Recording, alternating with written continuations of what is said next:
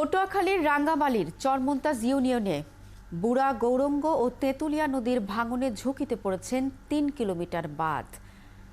এতে আবারও ভিটে হারানোর শঙ্কায় রয়েছে নদী পাড়ের মানুষ।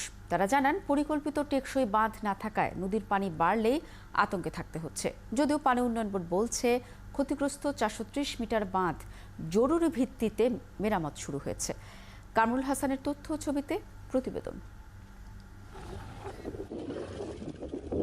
বর্ষা মৌসুম শুরুর আগেই পটুয়াখালীর রাঙ্গামালী উপজেলায় বুড়া গৌরাঙ্গ ও তেঁতুলিয়া নদীর ভাঙন আতঙ্কে চরমন্তাজ ইউনিয়নের মানুষ। এরই মধ্যেই নদীর ঘূর্ণাবর্তে ধসে পড়েছে বেড়িবাঁধের মাটি। গত ১৫ বছর ধরে দুই নদীর ভাঙনে ঘরবাড়ি হারিয়েছেন হিন্দুগ্রাম, দক্ষিণ চরমন্তাজ, বহুবাজার, খেয়াঘাট ও মিটার বাজার এলাকার ২ শতাধিক পরিবার।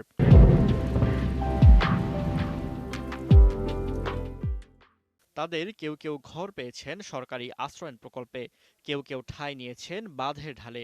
আমাদের বাড়ি ছিল আগে এই বরাবর অনেক ভিতরে, এই জায়গায় কোনো এক জায়গায় ৩বার আমরা বাড়ি পাল্টাইছে। সরকার একটু ওই স্থান দিয়েছে, ওই জায়গায় থাই। আবার যদি এখন এই ছুটিয়ে যায়, তা হেবে জায়গায়ও আমাকে থাকার মতো কোনো স্থান হইবে না।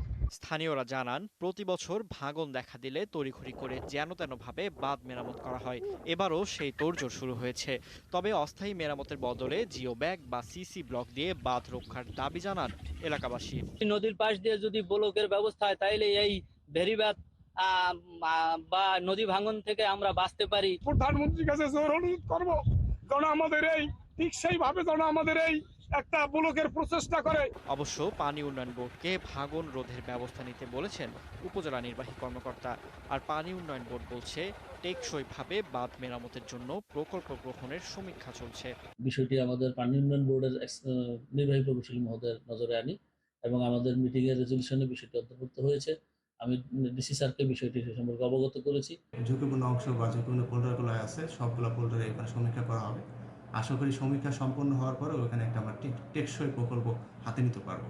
১৯৮৭ সালে চরমন্তাজ ইউনিয়নে শুরু হয় ৩২ কিলোমিটার দীর্ঘ বন্যা নিয়ন্ত্রণ বাঁধ তৈরির কাজ, যা শেষ হয় ১৯৯১ সালে।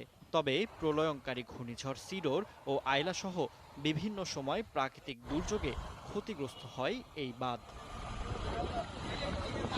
ফারদিন নীরব, ৭১।